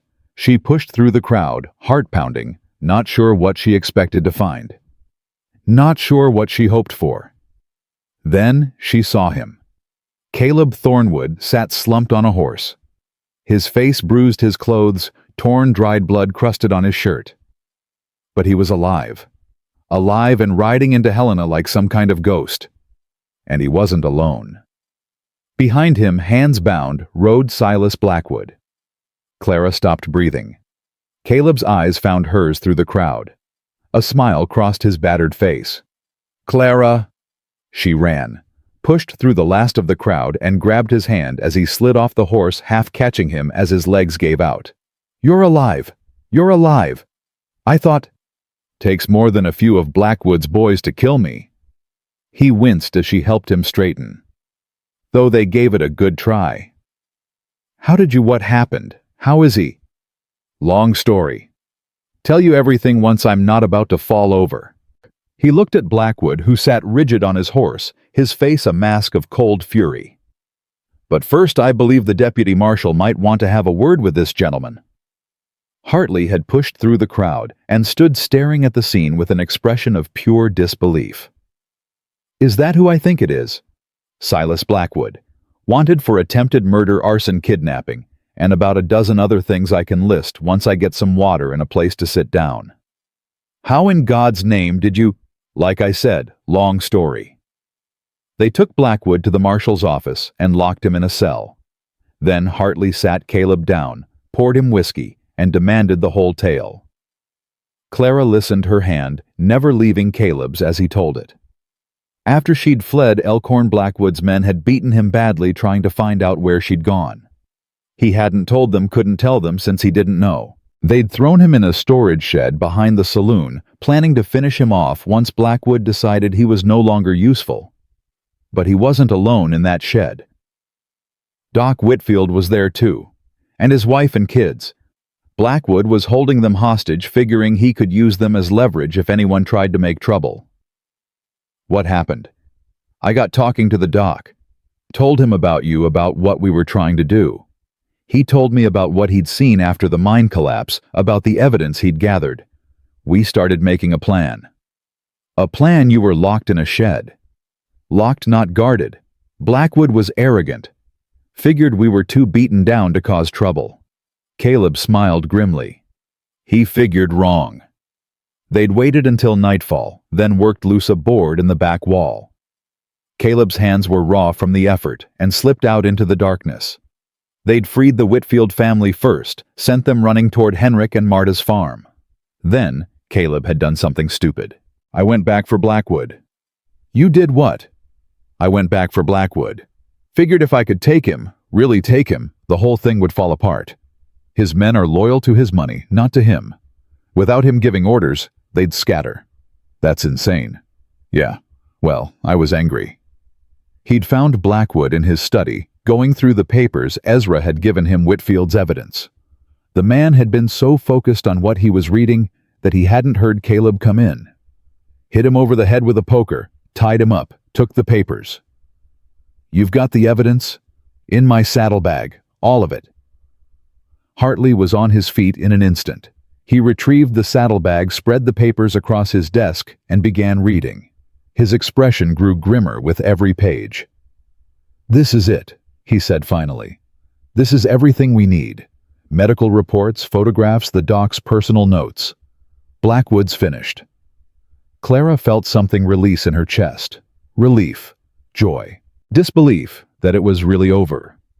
What happens now? She asked. Now we wire every newspaper in the territory. Now we notify the federal authorities. Now Silas Blackwood faces trial for his crimes, and this time there's no buying his way out. And my father, Ezra Weston. Hartley hesitated. He's named in these documents. Complicit in the attempt on your life. If we find him, he's dead? Everyone turned. Caleb's voice was quiet, gentle. I found him on the road out of Elkhorn. Blackwood's men caught up with him. I reckon they figured he knew too much, or maybe Blackwood was just tying up loose ends. He met Clara's eyes. I'm sorry. Clara absorbed this, waited for the grief to hit, the anger, the betrayal. But all she felt was tired. Tired and sad, and strangely hollow. He made his choices, she said finally, right up until the end. Clara. He sold me to a monster, left me to die in a blizzard, gave up the one thing that could have made it right. She took a deep breath. But he was still my pa, and I don't reckon I'll ever stop wishing he'd been different. Caleb squeezed her hand. That's all right. You don't have to stop wishing. The trial happened 3 weeks later after the roads had cleared and word had spread across the territory. People came from everywhere. Miners who'd lost friends in the collapse, merchants who'd been squeezed by Blackwood's monopolies, families who'd been torn apart by his cruelty. They filled the courthouse and spilled out into the street, all of them wanting to see justice finally done. Clara testified, told her story again, this time in front of a judge and jury and the man who'd tried to destroy her. Blackwood stared at her the whole time, his eyes cold and hateful, but she didn't look away, didn't flinch, didn't give him the satisfaction. When she was done, the courtroom was silent. The judge dismissed her, and she walked back to her seat beside Caleb. You did good, he whispered. I just told the truth. Sometimes that's the hardest thing of all. Doc Whitfield testified too, laid out the evidence piece by piece, explaining how the mine collapse had been sabotaged, how the support beams had been deliberately weakened, how 8 men had died because Silas Blackwood cared more about profits than lives. The jury deliberated for less than an hour. Guilty on all counts. The courtroom erupted. People cheered, cried, embraced each other. Clara sat very still, feeling the weight of the moment settle over her. It was over. It was really finally over. Blackwood was led away in chains, his face a mask of disbelief and rage. As he passed Clara's seat, he stopped. "You think you've won," he said quietly. "You think this changes anything. But there will always be men like me, always someone willing to take what they want regardless of the cost." Clara met his eyes. "Maybe. But there will also always be people like me. People who won't bow down. People who fight back. And eventually the fighters always win." Blackwood's lip curled. Naive. No, just hopeful. They took him away. Clara watched him go and felt nothing but relief. Caleb's hand found hers. "Ready to go home." Home. My cabin. Our cabin, I mean, if you still want it. Clara smiled. "I want it. I want everything." They left Helena 2 days later, after Hartley had finished taking their statements and the newspapers had finished writing their stories. The headline in the Helena Independent read, "Frontier Justice Mine Owner, Convicted Territory Celebrates." There was a sketch of Clara on the front page, looking much braver and more composed than she'd actually felt. Mrs. Crawford met them when they rode through Elkhorn, her weathered face split in a grin. "You did it," she said, embracing Clara fiercely. "You actually did it. We did it, all of us." Blackwood's men scattered the moment they heard. Town's already different. People are talking, smiling, making plans.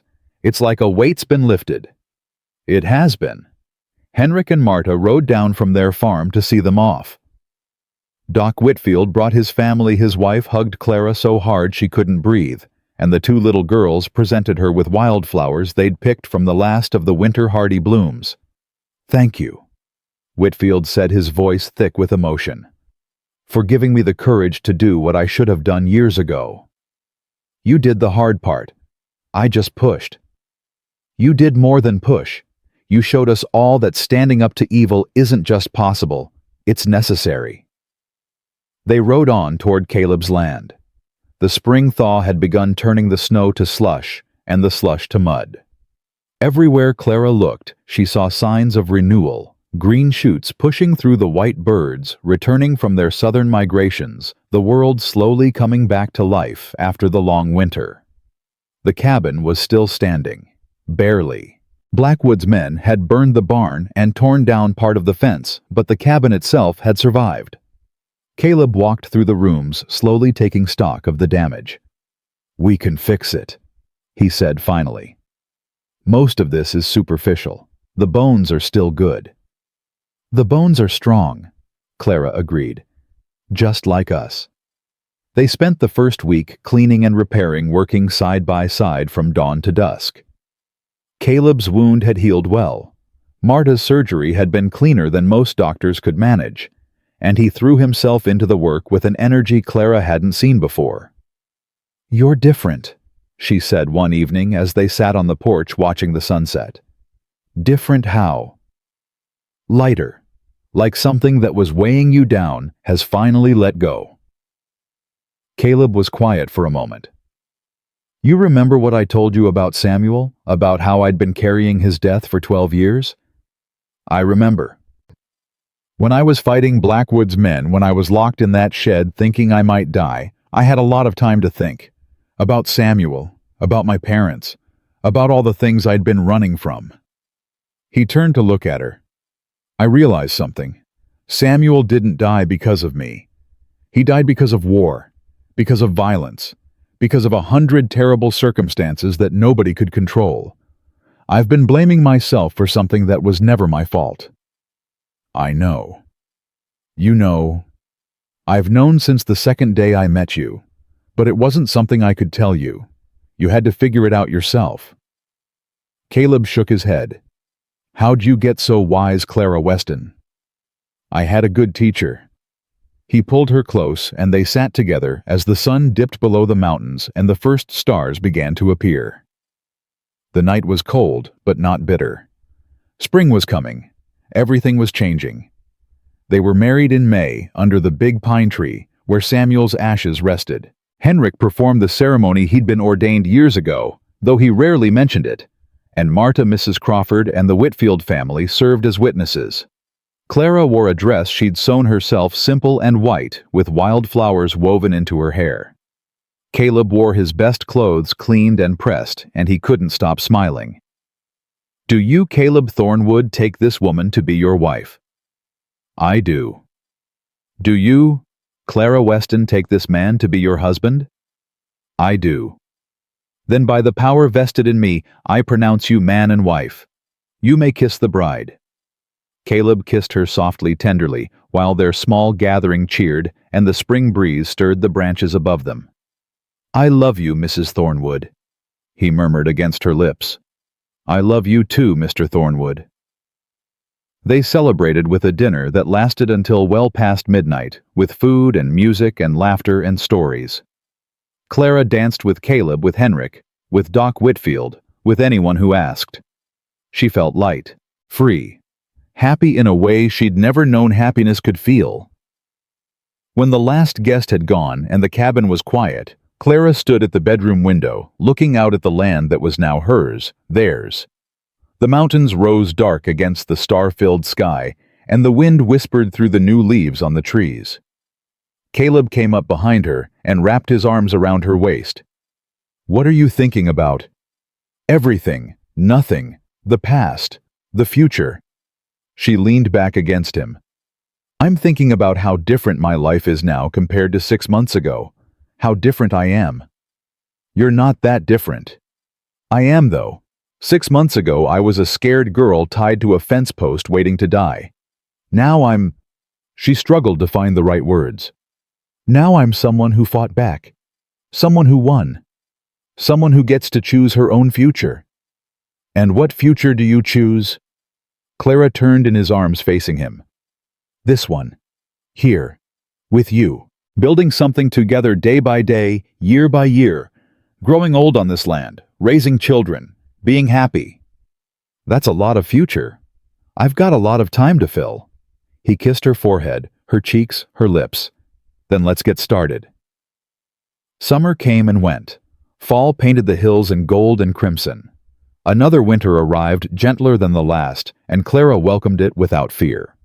She'd learned to love the silence of the snow, the way it covered everything in white, and gave the world a chance to rest.